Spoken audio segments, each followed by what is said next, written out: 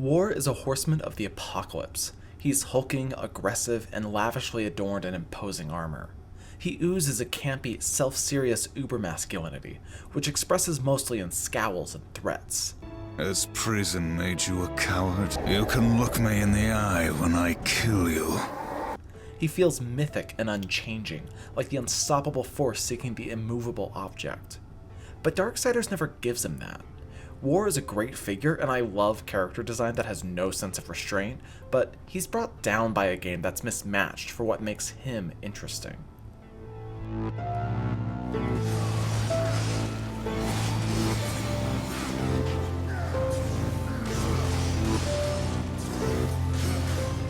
In Darksiders, War stands accused of unleashing the apocalypse too early, which kills off all humanity and throws the forces of heaven and hell into disarray.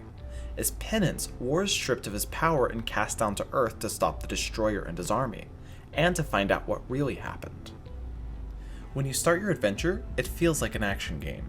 You carve through waves of enemies with your totally sweet sword Chaos Eater, and soon you're unlocking new weapons, attacks, and special abilities to mix it up. These are all solid ingredients for action, but they're not contextualized in a way that makes them feel equally valuable and interesting.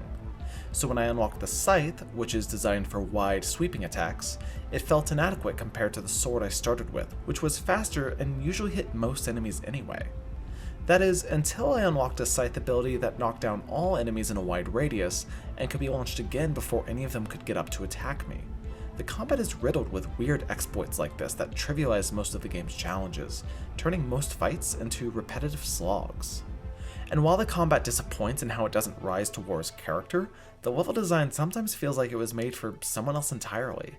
The game constantly throws you into Zelda-style dungeons full of puzzles and locked doors, but they simply don't suit the character as designed. War is notable for his brutal power and huge moves, but he's also slow, which makes traversing room-scale puzzles a drag.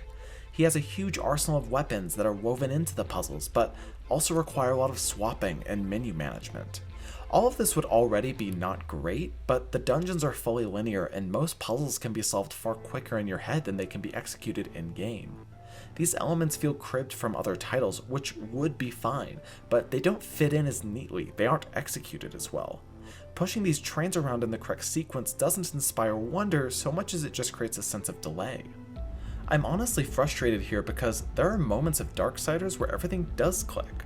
Combat is more interesting when swarms of enemies are anchored by armored brutes who know how to block and need to be thoughtfully picked apart rather than knocked away. Bosses are imposing and their weak points need to be teased out on the fly in a way that speaks to what the puzzles could have been with a little more dynamism. The game's best sequence is a run through the desert that jettisons most puzzles in favor of a varied action gauntlet. It finds War shooting guns that weigh down his movement, dodging a giant sandworm, cutting down an arena full of demons, and riding out on a horse that's on fire. If the game's abundant puzzles are a means of creating pacing and variety, this sequence shows an alternative that stays more true to the character and more engaging for the player. It's a coherence that I love and wish I found more of in the game. War is this rad character. He's gruff, he's huge, and again, his sword is named Chaos Eater. But Darksiders the game brings little else to the same level. The world here ended, but that has to be fine. War should have better things to do with his time anyway.